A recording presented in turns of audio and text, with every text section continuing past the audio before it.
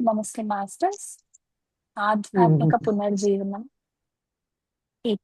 ఈ బుక్ కి మళ్ళీ వెళ్తాం. ఈ బుక్ ని రాసిన వారు టాప్ అండ్ సరదారు. సో ఆయన మాటల మీదుగా ఏం చెప్తున్నారు అనేది విన్నాము.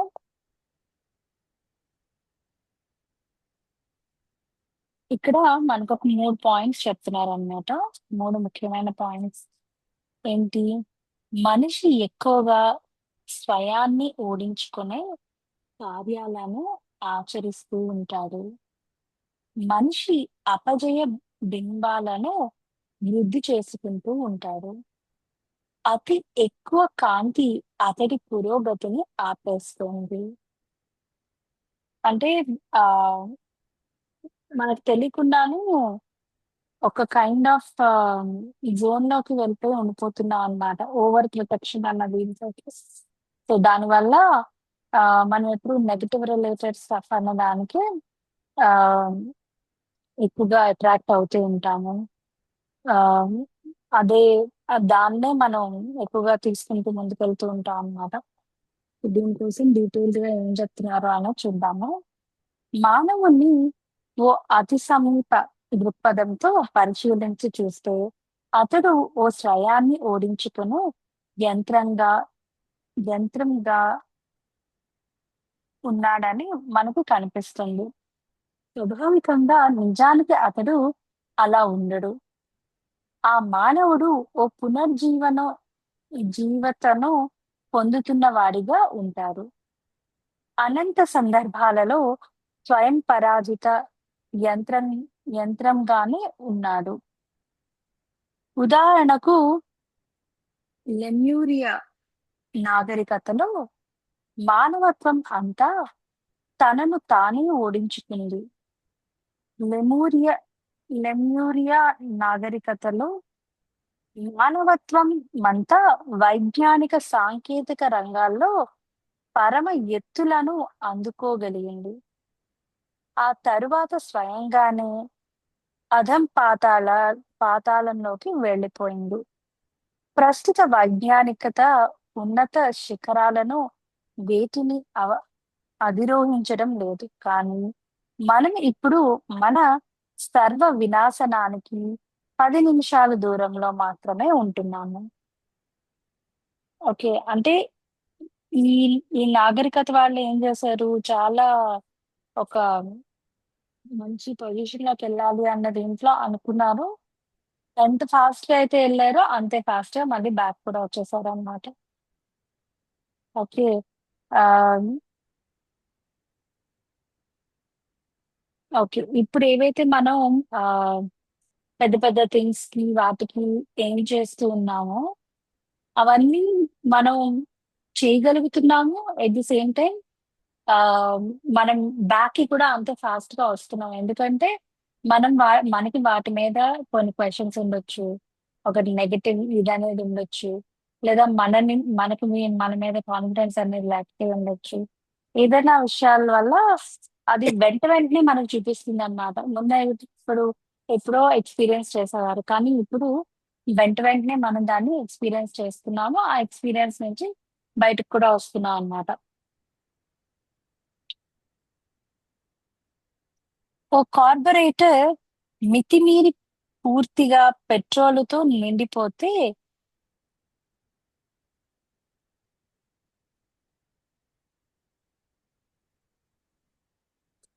ఓకే, మనుషులకు భారం ఎక్కువైపోయిందంటే వాళ్ళు తప్పకుండా ఆగిపోతారు. మనం అన్యుల మీద అధిక భారం మోపకూడదు. మనం ఎప్పుడైతే ఎక్కువగా బాధ్యతలు, రెస్పాన్సిబిలిటీస్ అన్ని తీసుకుంటామో ఒకే ప్లేస్ లో అలాగా స్టాగ్నెంట్ అయిపోయి అదే పని again and again and again చేస్తూ ఉంటాం. మనకు ఒక గ్రోత్ అనేది ఉండదు. ఓకే.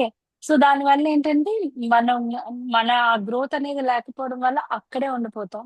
సో అలా కాకుండా ఆ రెస్పాన్సిబిలిటీ అనేది ఎక్కువగా మనం పెట్టకూడదు అనమాట. ఎప్పుడు ఒక పెద్ద పొజిషన్స్ లోకి వెళ్తున్నాము అన్నప్పుడు ఆ అంతే రెస్పాన్సిబిలిటీస్ ఉంటాయి. అంతే మనం వాటికి దూరంగా ఉండే విధంగా కూడా మనల్ని మనం ట్రైన్ చేసుకోవాలి. ఈ ప్రమాదం నుండి మనం మరింత ఎక్కువ కాంతిని మనలో నింపుకొని జీర్ణం చేసుకోవడానికి ప్రయత్నిస్తూ తప్పించుకోవచ్చు. ఉదాహరణకు మనం మంచి మంచి తిండి డిన్నర్ పూర్తి కానిచ్చి ఉంటాం. ఇప్పుడు మనం కాసేపు విశ్రాంతి తీసుకొని ఆ తిండిని జీర్ణం కానివ్వాలి. ఆ తిండిని మనం జీర్ణం చేసుకుంటే 2 గంటల తర్వాత కావాలంటే మనం ఇంకా కొంచెం తినవచ్చు. ఓ మనిషి తన శక్తిని సేవ ద్వారా వినియోగించుకున్నప్పుడు మాత్రమే తిన్న తిండి సరి వంటబట్టడం లేదా జీర్ణక్రియ సంభవిస్తుంది. ఓ మనిషి సేవ చేస్తూ మరింత ఎక్కువ కాంతిని వంటబట్టించుకోవచ్చు. అంటే ఇక్కడ ఏం చెప్తున్నారు? మనం ఏదైతే ఫుడ్‌ని తింటామో దాన్ని మళ్ళీ మనం ఒక డైజెషన్ అన్న దీంట్లోకి తీసుకెళ్ళాలి అనేసంటే మనం రెస్ట్ తీసుకోవాలి. అట్ ది సేమ్ టైమ్ అది అరిగే విధంగా మనం కొన్ని వర్క్స్ అనేవి చేయాలి. సేవ అనేసంటే ఏదొక వర్క్, ఏదొక యాక్షన్. రైట్? అలానే ఈ స్పిరిచువాలిటీ అనే దీంట్లోకొచ్చిన తర్వాత మనం ఏదైతే సాధన చేసి ఈ ఈ బుక్ నాలెడ్జ్ అనేది తీసుకొని మనం ఒక వేలో ముందుకు వెళ్తూ ఉంటామో, ఆ ఆ తీసుకున్న కాంతి ఏదైతే ఉందో, ఆ ఎనర్జీ ఏదైతే ఉందో దాన్ని మనం ప్రాపర్‌గా యుటిలైజ్ చేయాలి. ప్రాపర్‌గా యుటిలైజ్ చేయడం అంటే సేవ చేయడం అనేది ఒక ఒక వే అన్నమాట. మనస్ఫూర్తిగా సేవ అనేది చేయడం అనేది ఎప్పుడైతే చేస్తామో, ఆ ఎనర్జీ అనేది దాని పరంగా అది ఖర్చవ్వడం అవుతూ వెళ్ళటం వల్ల, ఆ ఎనర్జీని ప్రాపర్‌గా యూజ్ చేస్తూ, అలానే అక్కడ నేర్చుకోవాల్సింది కూడా మనం నేర్చుకుంటాం అన్నమాట. ఓ మనిషి సేవ చేస్తూ ఉండకపోతే, అతడు తనను నింపుకుంటూ, పోగు చేసుకుంటూ ఉంటాడు. నింపుకుంటూ ఉంటే ఆ మనిషికి భారం ఎక్కువైపోవచ్చు. శరీరంలో ఉన్న శక్తిని విడుదల చేసేందుకు మనం కొన్ని ప్రక్రియలను, పద్ధతులను, మార్గాలను, విధానాలను అభివృద్ధి చేసుకొని తీరాలి. అంటే ఏదైతే మనం ఇప్పుడు ఆహ్, ఫర్ ఎగ్జాంపుల్ ఆహ్, ఓకే. ఇది ఎగ్జాంపుల్ చెప్తాను. మేము ఇక్కడికొచ్చే ముందు ఆహ్, ఒక 6 మంత్స్ ముందు నుంచి నాకు చెస్ట్ దగ్గర అది ఎందుకో ఏదో తెలియని డిస్కంఫర్ట్ ఉండేది. అట్ ది సేమ్ టైమ్ ఏదో తెలియని డిస్సాటిస్ఫాక్షన్ అనేది ఉండేదన్నమాట. 6 మంత్స్ ముందు నుంచి. నాకది అర్థం అవ్వలేదు ఏంటి అనేది. ఆహ్, స్పిరిచ్యువల్‌గా వర్కర్స్ అంటే చేస్తూ ఉన్నాను. అట్ ది సేమ్ టైమ్ చేయాలనిపించట్లేదు. ఎలాంటి ఫీలింగ్ వస్తుంది అనేసంటే నేనొక్కదాన్నే కాదు. అందరికీ దాన్ని పంచాలి. అందరిని ముందుకి వచ్చి ఆ వర్క్ చేయమనాలి. ఆ కైండ్ ఆఫ్ ఫీలింగ్ అనేది ఎక్కువగా మొదలైందనమాట. మొదలైంది. దాని తర్వాత సమ్‌హౌ ఐ స్టార్టెడ్ ఆ విధంగా అడుగులు కూడా వేస్తూ ఉన్నా. ఆహ్, ఒకసారి డిసైడ్ చేసుకున్న తర్వాత ఓకే. ఒక 6 మంత్స్ టు 1 ఇయర్ ఇండియాలో ఉందాము అన్న విషయం ఎప్పుడైతే డిసైడ్ చేసుకున్నామో, చేసుకున్న తర్వాత ఒక కైండ్ ఆఫ్ చిన్న కన్‌ఫ్యూజన్ ఉండింది. అగైన్ నేను ఇండియా ఎళ్తున్నాను. ఏం చేస్తాను అక్కడ? ఏంటి? ఇక్కడంటే నాకు కొద్దిగా వర్క్ చేసుకోవడానికి అది ఉంది. అక్కడికెళ్ళి మళ్ళీ కొత్తగా స్టార్ట్ చేయాలి. అవన్నీ ఏవో కన్‌ఫ్యూజన్స్ ఉన్నాయి. కానీ ఎప్పుడైతే నేనిక్కడికి వచ్చి దిగానో, ఇండియా వచ్చానో, వచ్చిన విదిన్ అంటే ఒక పూటలోనే నాకు ఆ చెస్ట్ దగ్గర ఫీలింగ్, ఆ డిస్సాటిస్ఫాక్షన్ ఏదైతే ఉందో అది రిలీజ్ అయినట్టు అనిపించింది నాకు. అంటే అక్కడ ఉన్న ఆ బ్రేక్ అనేది నాకు నీడ్ ఉండింది. సంథింగ్ అంటే ఇప్పటి వరకు ఎనర్జీ అనేది ఫిల్ చేసుకుంటూ ఉన్నా. సమ్‌హౌ ఖర్చు పెడుతూ ఉన్నా. కానీ ఒకటే వేలో ఖర్చు పెడుతూ ఉన్నా ఇప్పుడు. ఇప్పుడు ఆ వేలో చేయకూడదు. ఇంకొక వేలో చేయాలి. సో, ఆ వేలో చేయాలి అనేసంటే మేబీ దానికి నేను ఒక ప్లేస్ చేంజ్ కూడా నీడొచ్చింది. సో, అయ్యింది. సో, అలా ఎవ్రీథింగ్ అన్నమాట. ఇప్పుడిక్కడ ఏం చేయాలి అన్న విషయాన్ని మెల్లమెల్లగా తెలుసుకుంటూ ఉన్నా. సో, ఇక్కడ నేను తీసుకున్న ఎనర్జీని ఇక్కడ నేను ఏ విధంగా చేయొచ్చు? గ్లోబల్‌గా ఏ విధంగా చేయొచ్చు? అన్న విషయాన్ని నేనిక్కడి నుంచి ముందుకు తీసుకెళ్ళొచ్చనమాట. అంటే నేను చేసే వర్క్ అనే దాని నుంచి ఒక బ్రేకొచ్చింది. కొత్తగా చేయటానికి, కొత్తగా ఆ ఎనర్జీ అనేది ఏదైతే తీసుకుంటున్నానో, దాన్ని కొత్త కొత్త వేలోని ఆ ఎనర్జీని యూటిలైజ్ చేస్తాం. ఓకే. సో, ఇది ఒక వే అన్నమాట. మనం తీసుకునే ఎనర్జీ అనేది మనం ప్రాపర్‌గా యుటిలైజ్ చేయాలి. హ్మ్. ఏది మనకి ప్రతీది కూడా ఒక ఇండికేషన్‌లా వస్తది. ఏ చేంజ్ వస్తున్నా, మనం ప్రాపర్‌గా ఒక ఎనర్జీ అనేది సరిగ్గా యూజ్ చేయకపోయినా, ప్రతీది డ్రీమ్ రూపంలోనో, కోయిన్సిడెన్సెస్ రూపంలోనో ప్రతీది కూడా మనకొక గైడెన్స్ అనేది వస్తది. మనం దాన్ని తీసుకొని ముందుకెళ్ళినప్పుడు డెఫినైట్‌లీ మనం అనుకునే ఆ డిస్సాటిస్ఫాక్షన్స్ కానీ, లేదంటే ఇంకొకటి కానీ అంటే ఐడెంటిఫై చేసుకోవడానికి మనకు అవేర్‌నెస్ ఉండాలి. అవేర్‌నెస్ ఉండాలంటే సాధన జేయాలి. ఎవ్రీథింగ్ సాధన చేయాలి. మనం నేర్చుకుంటుంది మన లైఫ్‌లో ఇంప్లిమెంట్ చేయాలి. అలానే సేవ మనకు తెలిసింది 10 మందికి పంచాలి. ఆ పంచినప్పుడే మనం తిరిగి మళ్ళీ గెయిన్ జేసుకుంటాం అన్నమాట. ఓకే. హ్మ్. అందువల్ల ఓ వ్యు విద్యుతో, ప్రసారణో మన శరీర వ్యవస్థలో చక్కగా తిరుగుతూ, మన శరీరంలో ఓ శక్తి ప్రవాహం ఏర్పడగలుగుతుంది. ఆ ప్రసరణం లేదా శక్తి ప్రవాహం మన శరీరంలో 2 పద్ధతుల వల్ల తయారు కాగలుగుతుంది. మొదటిది ఇతర ప్రజలకు నేర్పిస్తూ ఉండడం వల్ల. రెండవది మనకు తెలిసి ఉన్న జ్ఞానంతో మనం జీవిస్తూ ఉండడం వల్ల. గ్రహించిన జ్ఞానాన్ని మన నిత్య జీవితంలో పూర్తిగా వినియోగించుకుంటూ ఉండడాన్ని ఆత్మ సిద్ధిని పొందడం లేదా ఆత్మ సాక్షాత్కారాన్ని పొందడం అంటారు. అంటే మనం ఏదైతే నేర్చుకుంటూ ఉన్నామో దానికి ఆ ఆ రూల్స్ లోని ఆ ప్రిన్సిపల్స్ లోని మనం మన లైఫ్ ని లీడ్ చేయగలగాలన్నమాట. అంటే ఇప్పుడు చూడండి ప్రెజెంట్ మూమెంట్ లో ఉండాలి అంటున్నారు. అంటే ఇక్కడ బుక్ చదువుతున్నాను అనేసంటే ఇక్కడే ఉండాలి. ఇది ఇదే ఇదే ఆహ్, నా ప్రపంచం అవ్వాలి. ఈ క్షణానికి ఈ 1 అవర్ అనేది ఇదే నా ప్రపంచం అవ్వాలి. ఇంకేమీ కాదు. అలానే మనం ఒక ఫుడ్ తింటున్నాము అనేసంటే ఆ ఫుడ్ తినడమే ప్రపంచం. ఆ టైంకి, ఆ క్షణానికి. సో, దాన్ని ఆ ప్రెజెంట్ మూమెంట్‌లో ఉండి దాన్ని ఎంజాయ్ చేయటం అనేసంటారు. అలానే ఆహ్, మనం నేర్చుకునే ప్రతీదీ మనం ప్రాపర్‌గా మాట్లాడాలి. పాజిటివ్‌గా మాట్లాడాలి. అవసరమైనప్పుడే మాట్లాడాలి. ఎంత మాట్లాడాలో అంతే మాట్లాడాలి. అవన్నీ కూడా మనం నేర్చుకుంటూ ఉన్నాం. వాక్క్షేత్రం అనే దాని నుండి.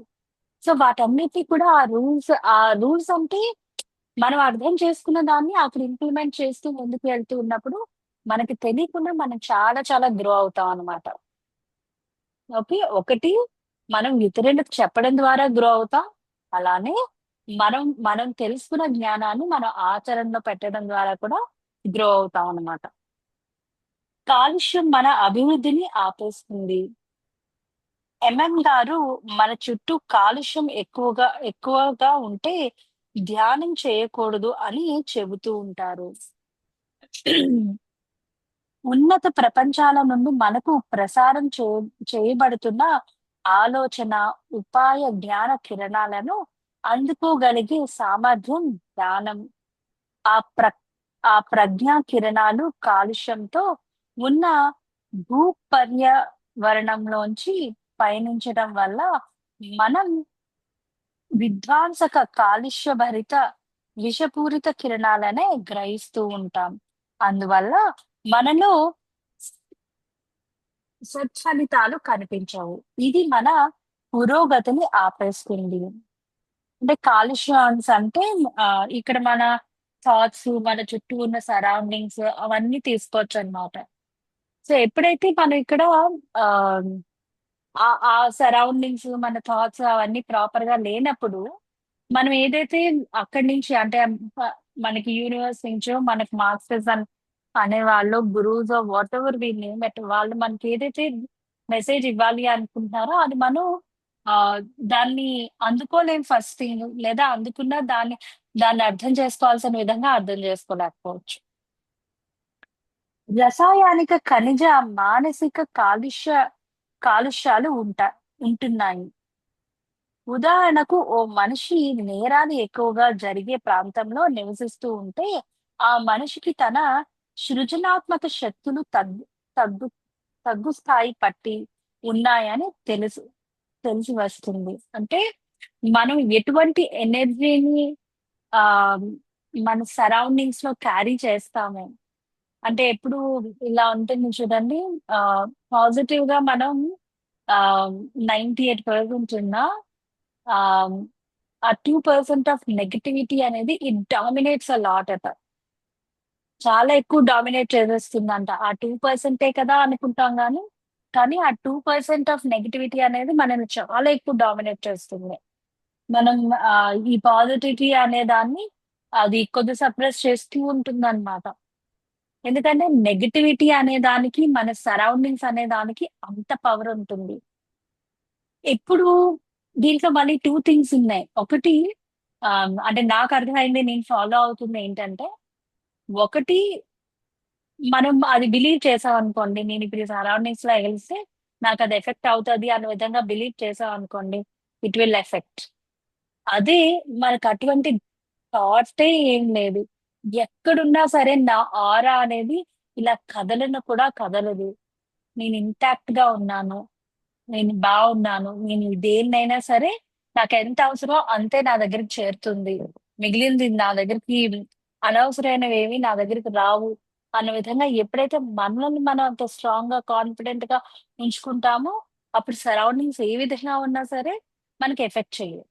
సో దీంట్లో 2 థింగ్స్ ఉన్నాయి. I I really follow. నేను సెకండ్ వన్ ని చాలా డీప్ గా ఫాలో అవుతాను నేను.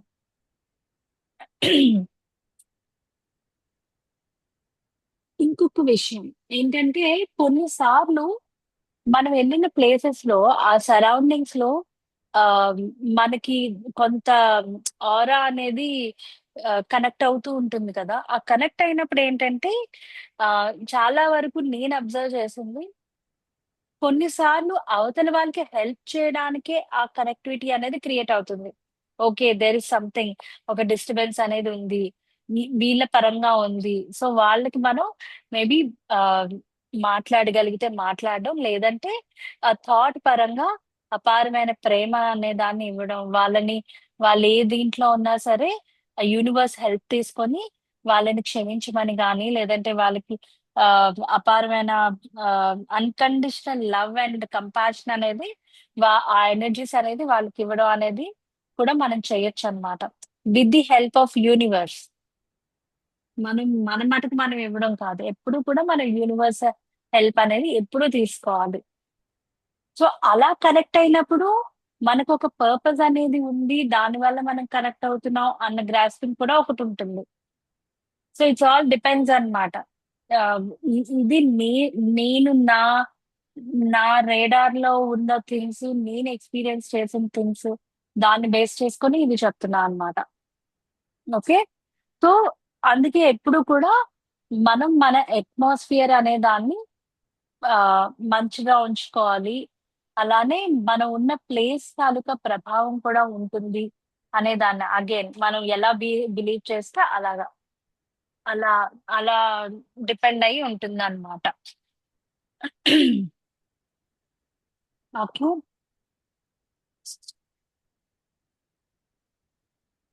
ఎస్. ఎంత ఎక్కువ ఆ, ఉత్తమ శక్తిని మనం వంట బట్టించుకోగలుగుతున్నామన్న విషయం మీద మనం శ్రద్ధ వహించి తీరాలి. మానసిక రసాయనిక కాలుష్యాలు మన మెదడును, తేజస్ శరీరాన్ని బలహీనపరుస్తాయి. కాబట్టి మనం అరగంట ధ్యానము, ఓ గంట పుస్తక పఠనము చేయడం మానేసి 10 నిమిషాల ధ్యానాన్ని, అరగంట పుస్తక పఠనాన్ని మాత్రమే చేసి తీరాలి. ఇటువంటి పరిస్థితికి సిద్ధంగా ఉండని మన వాహనాల మీద మన సంకల్పాలన్నీ బలాన్ని బలవంతంగా విధించకూడదు. అంటే ముందు మనం ఈ ఈ ధ్యానాన్ని, సాధన అనేది చేస్తున్న దాన్ని, అలానే కొన్నిసార్లు ధ్యానమే ఎక్కువ చేయాల్సి వస్తుంది. బుక్స్ తక్కువ చదవాల్సి వస్తుంది. కొన్నిసార్లు ధ్యానం కన్నా బుక్స్ ఎక్కువ చదవాల్సి వస్తుంది. బుక్స్ చదవడం అంటే ఇక్కడ ఏంటి, జ్ఞానాన్ని తీసుకోవడం. ఆ జ్ఞానం అనేది ఎప్పుడైతే వాళ్ళు తీసుకుంటారో అక్కడ ధ్యానం టైం అనేది తక్కువ ఉండొచ్చు. ధ్యానం అనేది తక్కువగా చేసినా సరే బుక్స్ ఎక్కువగా చదవాలి. ఆ నేనొక ఒకళ్ళని కలిసా. ఆమె మెడిటేషన్‌కి కూర్చున్న వెంటనే తను చాలా బాగా కనెక్ట్ అయ్యారు. అండ్ మామగారు, బావయ్యతో కనెక్టివిటీ ఏర్పడింది. అంతా బావుంది. తను ఏమీ లేకుండా ఒక 40 మినిట్స్ చాలా డీప్ మెడిటేషన్ అన్న దీంట్లో కూర్చుంటున్నారు. అలా అని తనకు ముందు నుంచి మెడిటేషన్ అనేది అలవాటుందా అంటే లేదసలు. And she is very much intuitive కూడా. ఫ్యూచర్ అనే దాన్ని ప్రిడిక్షన్ లోకి రావడం, డ్రీమ్స్ త్రూగా తెలియటం, అవన్నీ కూడా చాలా బాగా ఉన్నాయి తనకు. ఆ ఆ ఇంట్యూటివ్ పవర్స్ అవన్నీ కూడా. కానీ ఆమెకి అక్కడ ధ్యానం కన్నా జ్ఞానం తీసుకోవడం అనేది చాలా ఇంపార్టెంట్. మనం ఏం చెప్పినా తనకి ఎటువంటి ఎక్స్పీరియన్స్ వచ్చి ఏం చెప్పినా సరే, తను దాని నుండి బయటికి రాలేకపోయేవారనమాట. She is very much devotional. భక్తి మార్గం అనే దీంట్లో చాలా ఎక్కువున్నారు. కానీ ఆహ్, ఇది నెక్స్ట్ స్టెప్ కదా! ఆ నెక్స్ట్ స్టెప్‌కెళ్ళటానికి దాన్ని కొద్దిగా పక్కన పెట్టడానికి గాని, వదలడం అంటే క్వెషనే లేదు. ఆ పక్కన పెట్టడం అనే దానికి తనకి చేయాల్సిందేంటి? ధ్యానంతో పాటు ధ్యానం తగ్గించినా బుక్స్ చదవడం, జ్ఞానాన్ని తీసుకోవడం, దానికి సంబంధించిన స్పిరిచ్యువల్ వేస్ అనేది ఇంట్లో దాన్ని అర్థం చేసుకోవడం. అది ఆమెకి చాలా ఇంపార్టెంట్. సో, ఇక్కడ మెన్షన్ చేశారు కదా! కొన్నిసార్లు ధ్యానం ఎక్కువ చేయాల్సొస్తది. పుస్తకం తక్కువ చదవాల్సొస్తది. కొన్నిసార్లు పుస్తకమే ఎక్కువ చదవాలి. ధ్యానం తక్కువ చేయాలి. సో, ఆ మనిషిని బట్టి మనం వాళ్ళకొచ్చే ఎక్స్‌పీరియన్సెస్ బట్టి, వాళ్ళ అండర్‌స్టాండింగ్‌ని బట్టి మనం వాళ్ళని గైడ్ చేయాలన్నమాట. హ్మ్. ఆత్మ విద్ ఆత్మ విద్యార్థులు అయస్కాంత శక్తితో పరిరక్షింపబడి ఉంటారన్న ఓ న్యాయం ఉంది. అయస్కాంత శక్ అయస్ అయస్కాంతిక ఆకర్షణతోనే కొన్ని నిశ్చిత వేళల్లో, కొన్ని నిశ్చిత ప్రదేశాల్లో, అన్ని సంక్షోభాల్లో సృజనాత్మక శక్తులను వాహ వాహకులై స్వీకరించేందుకోసం వాళ్ళందరూ కలుసుకుంటూ ఉంటారు. అంటే ఎప్పుడు కూడా ఒక మ్యాగ్నెటిక్ పవర్ అనేది ఎప్పుడూ ఉంటుందన్నమాట. దేనికుంటుంది మ్యాగ్నెటిక్ పవర్ అనేది? మనం ఏదైతే ధ్యానం అనేది, సాధన అనేది చేస్తున్నామో, ఆ సాధనతోని మనం కొన్ని ఫ్రీక్వెన్సీస్ ఆఫ్ ఎనర్జీస్‌కి కనెక్ట్ అవుతాం. అక్కడి నుంచి గైడెన్స్ అనేది తీసుకుంటాం. ఆ అట్రాక్షను, ఆ కనెక్టివిటీ అనేది మనతో పాటు ఉంటుందన్నమాట. సో, దాన్ని మనం ఒక అవేర్‌నెస్ తీసుకొని, ఆ గైడెన్స్ తీసుకుంటూ ముందుకు వెళ్ళాలి మనం. కానీ కొన్ని సార్లు మనం వాటిని భయం వల్లో, ఇంకేదో దీని వల్లో పక్కన పెడతాం. ప్రయారిటైజేషన్ కాకపోవడమో, లేదా సరిగ్గా ఐడెంటిఫై చేసుకోలేకపోవడం వల్లో పక్కన పెడతాం. కానీ ఎప్పుడూ కూడా మనకి ఈ సాధన చేయటం వల్ల ఆ కనెక్టివిటీ అనేది ఎప్పుడూ ఉంటుంది.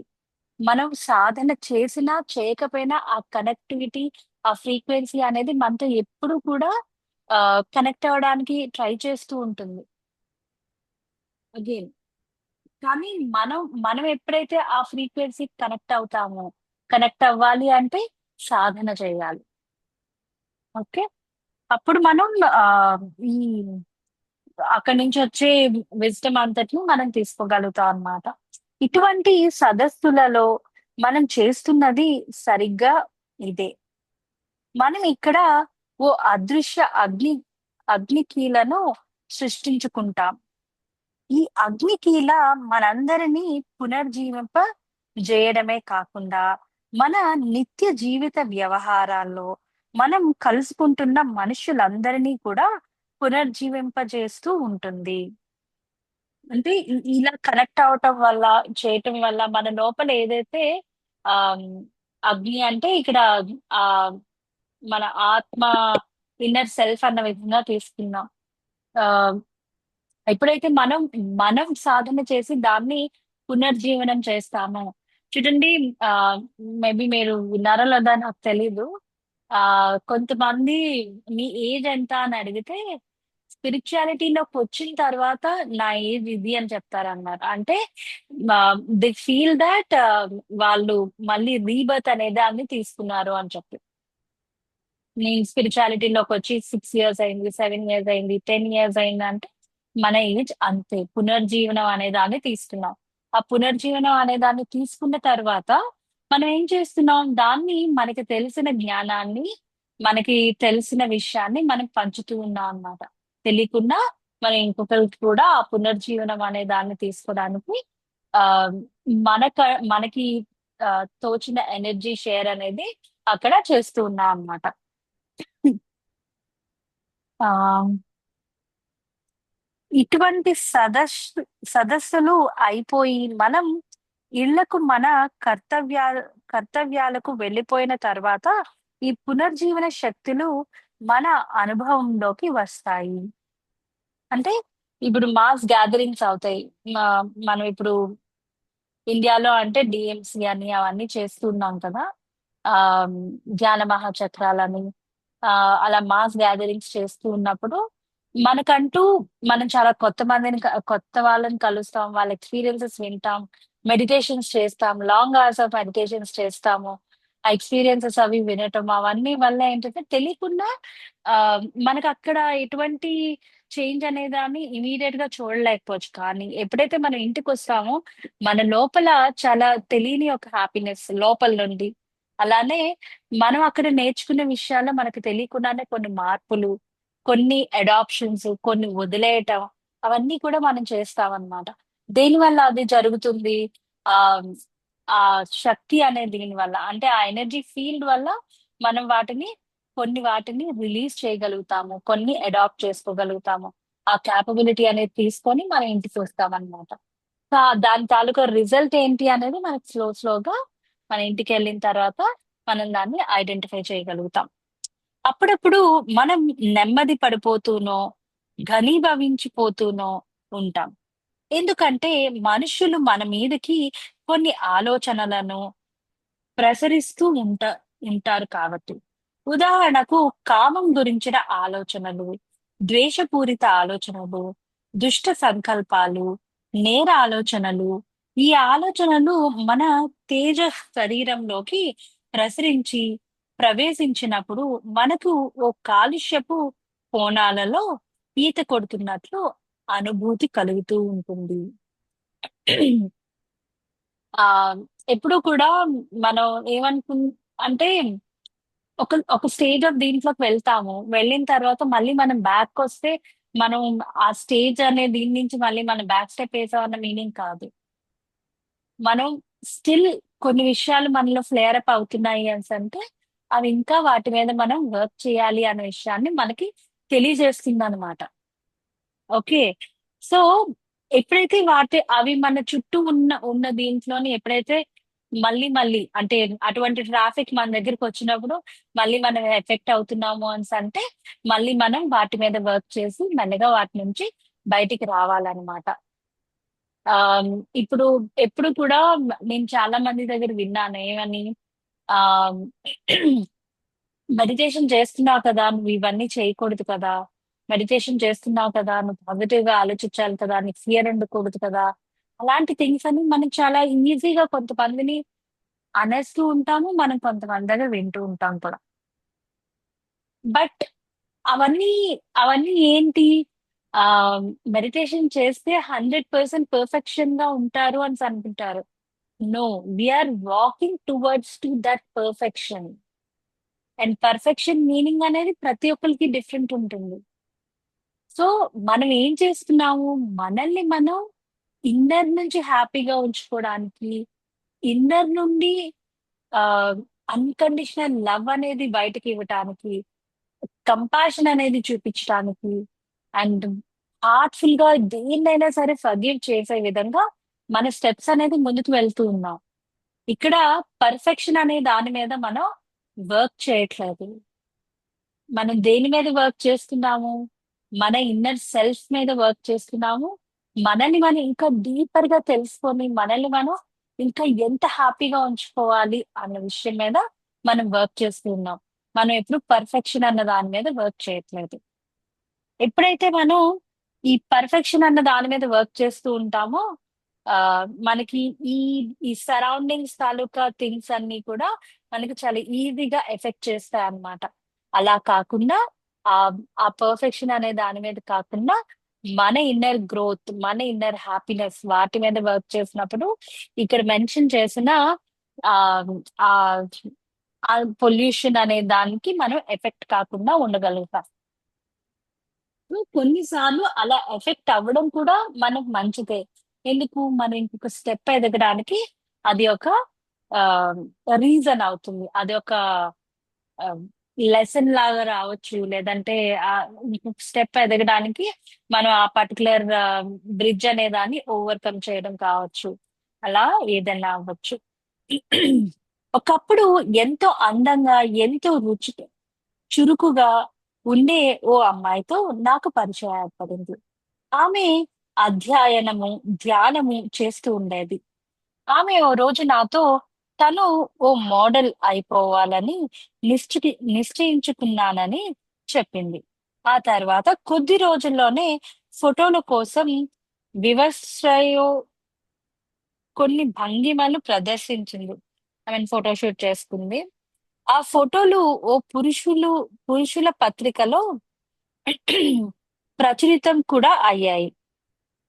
3 నెలల తర్వాత ఆమె తన పుస్తకాలన్నిటినీ అవతల పెట్టేసి ధ్యానం చేయడం మానేసింది. ఓ రాత్రి ఆమె నాకు ఫోన్ చేసి ఏడుస్తూ ఇంక నాకు దేన్ని చదవాలని లేదు. నేను చేసిన తప్పేంటి? అని ప్రశ్నించింది. కొన్ని కోట్ల మంది పురుషులు ఆమె నగ్న ఫోటోలను చూస్తూ తన కామ శక్తులనంతా ఆమె వైపుకు ప్రసరింపచేస్తూ ఉంటారు. వాళ్ళందరికీ కోరికలతో ఆమె మునిగిపోయి ఉంటోంది. ఆ అమ్మాయి భౌతికంగా తన శీలాన్ని పోగొట్టుకోకుండా పవిత్రంగానే ఉన్నా, ఆమె మానసికంగా కాలుష్యంతో నిండి ఉంటోంది. కాలుష్యంతో నిండిన ఆలోచనలు మనల్ని ఆపేస్తాయి. ఓ నాయకుడు కాలుష్యపు ఆలోచనలతో ఎలా వ్యవహరిస్తూ ఉంటాడు?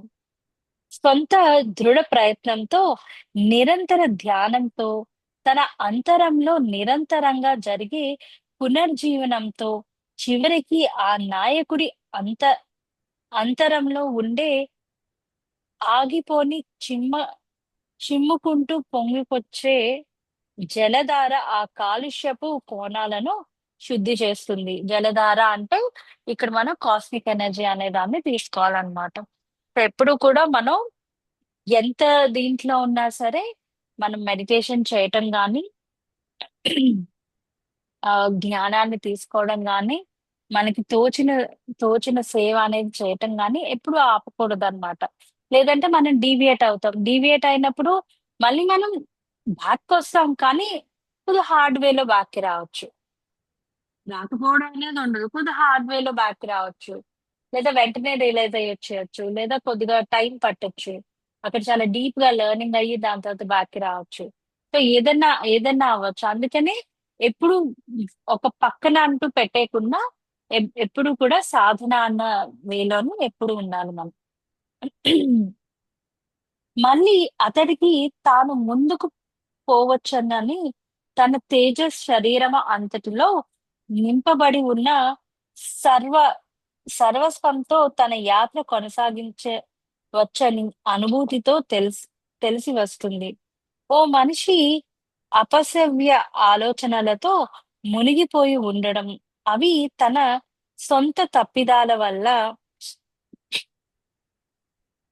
తయారైంది అయినప్పటికీ అందరము తనకు తానే ప్రత్యక్షమైపోయి ప్రదర్శింపబడుతున్న అతడి అందం తప్పు అయినప్పటికీ అనివార్యం. ఒకరోజు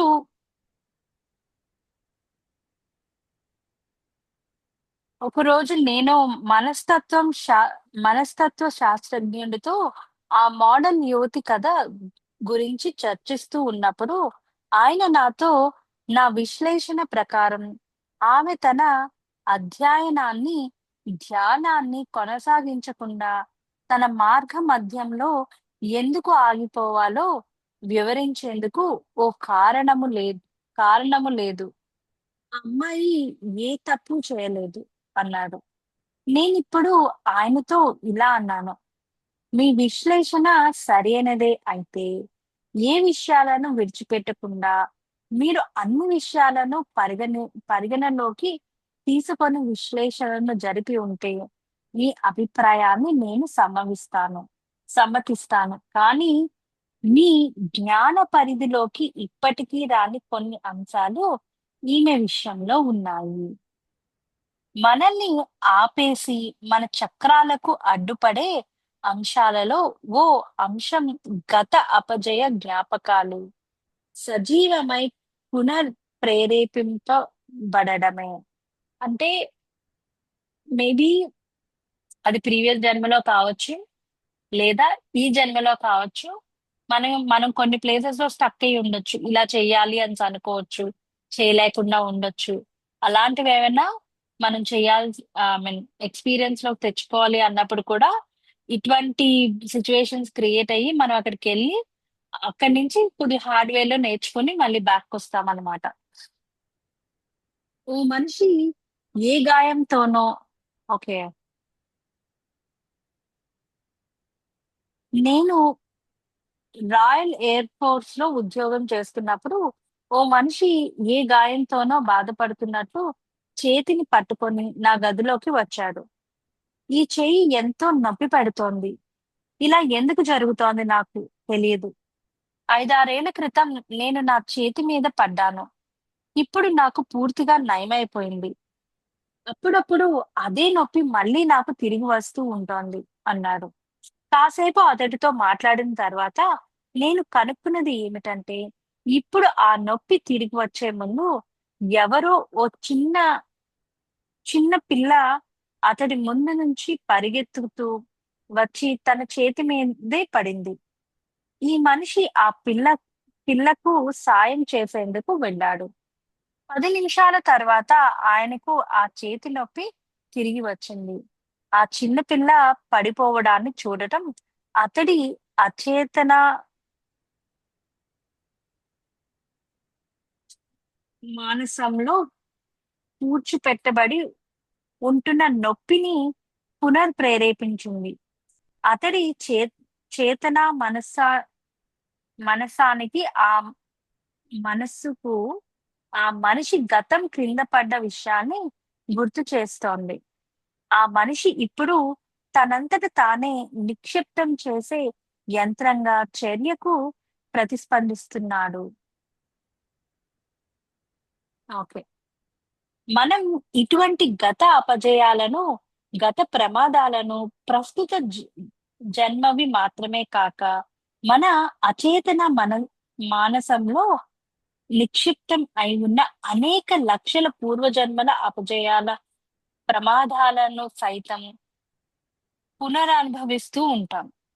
ఉన్నట్టుండి అకారణంగా ఏ మనిషినో మనం ద్వేషించడం ప్రారంభిస్తాం. బహుశా కొన్ని వేల ఏళ్ల క్రితం అదే మనిషో, అదే మాదిరిగా ఉన్న మరో మనిషో సరిగ్గా ఇప్పుడు ఈ మనిషి మన పట్ల ప్రవర్తించిన విధంగానే ఏదో చేసి ఉన్నందువల్ల మనం ఇప్పుడు ఈ మనిషిని ద్వేషిస్తూ ఉంటాం. ఎందుకంటే ఆ ప్రాచీన ద్వేషం మళ్ళీ ప్రాణం పోసుకొని తెచ్చి వచ్చి ఉంటుంది కాబట్టి. ఆ జీవిత మహా కంప్యూటర్ నుండి ఏ నిక్షిప్తము ఎప్పటికీ వ్యర్థమైపోదు. సో ఎప్పుడైనా మనం అటువంటి సిచ్యువేషన్స్ లో ఉండి మనకి పదే పదే అదే సిచ్యువేషన్ లో డ్రాగ్ చేస్తుంది అని అంటే ఏదర్ మనం ఈ జన్మకి రిలేటెడ్ అవ్వచ్చు, లేదా ప్రీవియస్ జన్మ రిలేటెడ్ అయి ఉండొచ్చు. ఓకే. సో వాటి నుంచి మనం రూట్స్ నుంచి బయటికి రావాలి. ఆ రూట్స్ నుంచి బయటికి రావాలి అంటే దానికి గల మూల కారణం ఏంటి అనేది మనం తెలుసుకోవాలి. ఓకే. ఇది గత జన్మది. ఓకే. గత జన్మలో ఏమైంది అనే విషయాన్ని మనం తెలుసుకోవాలి. తెలుసుకొని ఎక్కడ స్టక్ అయ్యి ఉన్నామో దాన్ని నేర్చుకొని మనం నేర్చుకున్నప్పుడు ఈ ది రూట్స్ నుంచి మనం బయటికి రాగలుగుతాం. లేదంటే అక్కడే ఉంటాం అన్నమాట. దాన్ని పదే పదే రిపీటెడ్ గా మనం ఈ జన్మదో, ప్రీవియస్ జన్మదో ఏదో జన్మల్ని మనం తీసుకుంటూ ఉంటాం. అంటే ఇక్కడ మనం తెలుసుకోవాల్సింది ఏంటంటే, మన లోపల ప్రతీదీ కూడా అంటే మనం నేర్చుకున్న ప్రతీదీ కూడా మన లోపల ఎప్పుడూ కూడా ఆహ్, ఒక హార్డ్ డిస్క్‌లో డేటాని ఎలా అయితే స్టోర్ చేసుకుంటూ ఉంటామో మనం కంటిన్యూయస్‌గా, అలానే మన లోపల కూడా మన ఇన్నర్ సెల్ఫ్‌లో కూడా మన ప్రతి జన్మలో నేర్చుకున్న ప్రతీదీ కూడా మన ఇన్నర్ సెల్ఫ్‌లోని ఎప్పుడు కూడా స్టోర్ అయ్యి ఉంటుందన్నమాట. కొన్నిసార్లు చూడండి మనం మాట్లాడుతున్నప్పుడు మనకి దాని కోసం తెలియకపోయినా సరే మనం చాలా కన్విన్సింగ్‌గా ఫస్ట్ మనకే చాలా కన్విన్సింగ్‌గా అయ్యే విధంగా మనం మాట్లాడతాం. ఎక్కడి నుంచొస్తుంది? మనకి తెలీదు దాని కోసం. కానీ స్టిల్ మనం మాట్లాడుతున్నాం. చాలా కన్విన్సింగ్‌గా మాట్లాడుతున్నాం. మనకంత అండర్‌స్టాండింగ్ ఉంది అనే విషయం కూడా మనకు తెలియకపోవచ్చు. కానీ మనం మాట్లాడుతాం. ఎందువల్లది? ప్రీవియస్‌గా మనకి దానికి సంబంధించిన ఎక్స్‌పీరియన్స్ ఉండుండొచ్చు. దానికి సంబంధించిన విజ్డమ్ అనేది ఉండొచ్చు. దానివల్ల మనం అంత క్లియర్‌గా కన్విన్సింగ్‌గా మనకి మనం కన్విన్సింగ్‌గా మాట్లాడుతున్నాం ముందు. అవతల వాళ్ళు కన్విన్స్ అవుతున్నారో లేదో మనకు తెలీదు. కానీ మనకి మనం మాట్లాడేది మనకు మనం కన్విన్సింగ్‌గా చెప్పగలుగుతున్నాం అన్నమాట. So, it matters a lot ఆ విషయంలో. ఓకే.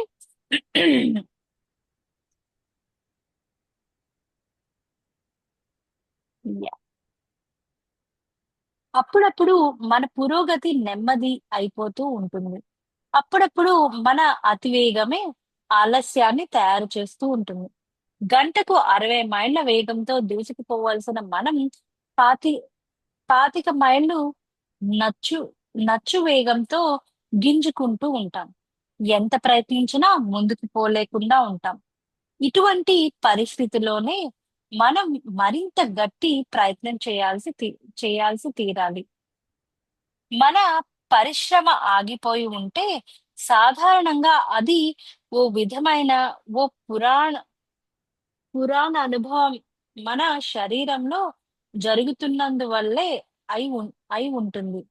ఇటువంటి విషయాల పట్ల ఎరుకతో, జాగరూకతతో, స్పృహతో ఉండి కర్మ చేయడం ద్వారా ఈ సమస్య నుండి మనం బయటపడవచ్చు. సో, మనకిక్కడ అవేర్‌నెస్ అనేది చాలా ఇంపార్టెంట్.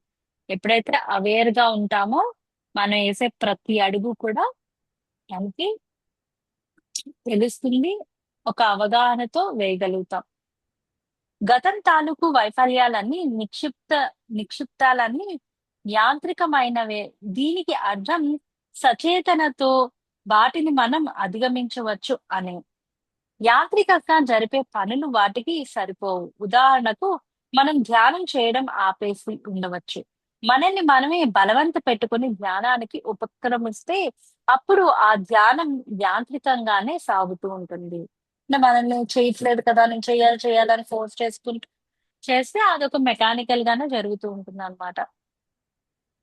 ఎందుకంటే మనం అక్కడ యాంత్రికంగానే ప్రక్రియ చేస్తున్నాం కాబట్టి. ఆ పరిస్థితిని విశ్లేషించుకొని ఇది ఎందుకు జరుగుతోంది? ఇలా అవుతున్నందుకు కారణం ఏమిటి? అని మనం అనుకోవచ్చు. తరువాత మన ఆ సమస్య నుండి నెమ్మదిగా బయటపడతాం. మన చుట్టూ యాంత్రికంగా జరుగుతున్న విషయాలకు మనం కూడా యాంత్రికంగా ప్రతిస్పందిస్తూ ప్రతిక్రియ చేస్తూ ఉండకూడదు. ఎందుకంటే, అలా యాంత్రికంగా సంభవిస్తున్న విషయాలకు మనం కూడా యాంత్రికంగా ప్రతిస్పందిస్తూ ఉంటే, యాంత్రికంగా కార్య కారణ న్యాయాన్ని మనమే కొనసాగిస్తూ ఉంటాం కాబట్టి. యాంత్రిక వైఫల్యాలను మనం ఆపలేము. యాంత్రికంగా పరిస్థితిని ఎదిరించలేము. మనం ఆగి సచేతనంగా ప్రతిస్పందించి తీరాల్సి వస్తుంది. ఎందుకంటే సచేతనంగా మహాస్పృహతో ఉంటేనే మనం యాంత్రిక ప్రవర్తనను అధిగమించగలుగుతాం కాబట్టి. సో, ఎక్కడైనా సరే ఏం చేయడానికైనా అవేర్‌నెస్ అనేది ఉండాలి. మన విల్ అనేది ఉండాలి. ఇప్పుడే ఏది కూడా మెకానికల్‌గా చేయకూడదు. ఏది కూడా. ఒక బుక్ చదువుతున్నాం అనేసంటే మెకానికల్‌గా చేయకూడదు. ఓకే. ఈ బుక్ చదవమని చెప్పారు కదా! దీంట్లో మంచిదేదో ఉంటుందని చెప్పారు కదా! నేను చదవాలి అని బలవంతంగా చదవకూడదు. అది బలవంతంగా ఆ బుక్ అంతా చదివినా సరే మేబీ మనకి దాంట్లో నుంచి ఎటువంటి ఎసెన్స్ కానీ, లేదా ఎటువంటి కనెక్టివిటీ గాని క్రియేట్ కాకపోవచ్చు. అలా కాకుండా మనకి ఏదైతే ఆహ్, మనం చేయటానికి ఆ టైంలో ఇప్పుడు ధ్యానం చేయాలనిపించట్లేదా? It's okay. మ్యూజిక్ వినాలనిపిస్తుందా? వినండి. Fulfil that thing. అప్పుడు దాని తర్వాత మనం ధ్యానం చేయాలి అన్న మూడ్ అనేది కూడా ఎప్పుడో ఒకప్పుడు క్రియేట్ అవుతుంది. అప్పుడు చేయండి. కానీ ఆహ్, ఏదైతే చేస్తున్నామో దాన్ని మెకానికల్‌గా కాకుండా ఎంజాయ్ చేస్తూ, చేస్తూ ఉన్నప్పుడు మనకు తెలియకుండానే మనం ఒక అవేర్‌నెస్ అనే దాన్ని తీసుకుంటాం అన్నమాట. ఎంజాయ్ చేస్తున్న ప్రతిసారి కూడా మన ఎనర్జీ అనేది గెయిన్ చేస్తాం. మనం ఒక అవేర్‌నెస్ అనే దాన్ని క్రియేట్ చేసుకుంటూ ఉంటాం. సో, ఏది కూడా ఎప్పుడు యాంత్రికంగా చేయకూడదు. ఏదో మెకానికల్‌గా దీన్ని ఫినిష్ చేసేయాలి, ఈ పనయిపోవాలి అనే విధంగా ఎప్పుడు ఏది చేయకూడదు. మనస్ఫూర్తిగా ఎంజాయ్ చేస్తూ చేయాలి. అది చిన్న పనైనా, పెద్ద పనైనా, ఒకళ్ళతో కూర్చొని మాట్లాడడమైనా, ఏదన్నా సరే. ధ్యానం చేసుకోవడానికి అనువుగా పర్యావరణాన్ని శుద్ధి చేసుకునేందుకు ఎన్నో మార్గాలున్నాయి. మొదటిది భౌతిక, అనుభూతిక, మానసిక, రసాయన రసాయనిక కాలుష్యం మహా ఎక్కువగా మనకు ఉంటే అక్కడి నుంచి తప్పించుకొని పారిపోవడమే అత్యుత్తమ మార్గం. అంటే మనకు అటువంటి అట్మాస్ఫియర్ లేదనుకోండి. కొంత బ్రేక్ కావాలి అనేసంటే it's okay. Take that break. అక్కడి నుంచి బయటకొచ్చేయండి. ఇంకెక్కడైనా కూర్చొని చేయడానికి ట్రై చేయండి. ఎప్పుడూ ఒకే విధంగా కాకుండా, ఒకే రూమ్‌లోనే, ఒకే దీంట్లోనే అలాగే కాకుండా, ఇంకొక ప్లేస్ చూస్ చేసుకొని అక్కడ చేయండి. అక్కడ ఒక న్యూ ఫీలింగ్, న్యూ ఎనర్జీ అనేది మనకు బిల్డప్ అవ్వచ్చు. రెండవది, సచేతనంగా మీ కార్యాలను చేస్తూ ఉండడాన్ని మొదలుపెట్టండి. అందువల్ల ఏ ప్రక్రియలు మీ ప్రవర్తన వల్ల సృష్టింపబడకుండా ఉంటాయి. ఏ ప్రక్రియలు సంభవించని విధంగా మీరు మీ కాంతిని అన్ని చోట్లకి వ్యాపింపజేస్తూ ఉండాలి. ఈ విధంగా మీ కార్యాలు జరిగేందుకు అత్యుత్తమ మార్గం మీరే ఓ ప్రామాణికమైన ఉదాహరణగా, ఆదర్శంగా అయిపోవడం. ఓ తత్వ ప్రచారాన్ని చేస్తున్నట్లు కాకుండా, మీ జీవితాన్ని ఎంతో అందంగా, ఎంతో నిర్మలంగా, సమయపాలనతో చూస్తున్న వాళ్ళకు మీలో ఏ మహాకర్షణో కనిపించి వాళ్ళు ముగ్ధులు అయిపోయినట్లు మలుచుకొని ఉండండి. ఈ విధంగా మీరు అందరినీ ప్రభావితం చేసి, మీ సత్కర్మలను వాళ్ళ చేత కూడా అనుస్ చేయించగలుగుతారు. అంటే మనం ఎప్పుడైతే మనం కొన్ని ప్రిన్సిపల్స్‌ని అంటే అగైన్ ఇక్కడ రూల్స్ అండ్ రెగ్యులేషన్స్‌తో బౌండ్ చేసుకోవడం కాదు. మన మన మన హ్యాపీనెస్‌ని ఆహ్, మనకొక ఫ్రీడమ్ అన్న దాంతోనే మనం ఏవైతే థింగ్స్ అనేవి చేస్తూ ఉన్నామో, దానివల్ల కొంత ఆరా అనేది బిల్డ్ అవుతుంది. ఆహ్, మనం మనం అట్రాక్ట్ చేసే పీపుల్ అనేవాళ్ళు బిల్డ్ అవుతారు. ఆ అట్మాస్ఫియర్ క్రియేట్ అవుతుంది. మనల్ని అట్రాక్ట్ అయ్యేవాళ్ళు. సో, ఆ విధంగా మనం ముందు తయారవ్వాలి. ఎప్పుడైతే మనం మనతో వాళ్ళు అలా కనెక్టివిటీ అనేది వస్తుందో, ఆ అట్రాక్షన్ అనేది వస్తుందో, మనం వాళ్ళకి గైడ్ చేయగలుగుతాము. ఏ విధంగా వాళ్ళకి మంచిదైతే ఆ విధంగా మనం గైడ్ చేయగలిగే కేపబిలిటీ అనే దాన్ని క్రియేట్ చేసుకుంటాం అన్నమాట. మూడవది, మీతో సమాన ప్రతిస్పందన వేగంతో ఉంటున్న మనుషులను మీ పర్యావరణంలోకి వెతికి గుర్తించండి. వాళ్ళను కలుపుకొని సంఘటిత పరచుకొని ధ్యానము, ఆధ్యాత్మిక పుస్తకాల ప్రచురణ, సభ సభా సమావేశాలు, సదస్సులు, నిర్వహణ, ఇతర సేవా కార్యక్రమాలు చేసే చిన్న సంస్థలుగా తయారు కండి. అంటే లైక్ మైండెడ్ పీపుల్‌తో కనెక్ట్ అయ్యి ఆహ్, వా వాళ్ళతో ఆ ట్రావెల్‌లో వాళ్ళతో గ్రో అవుతూ అలానే మన మనకి రిలేటెడ్‌గా ఉన్న గ్రోత్ అనే దాన్ని చూసుకుంటూ వెళ్ళాలి అని చెప్తున్నారనమాట. ఐ థింక్ ఇక్కడితో మనం ఆపుదాము. Thank you so much.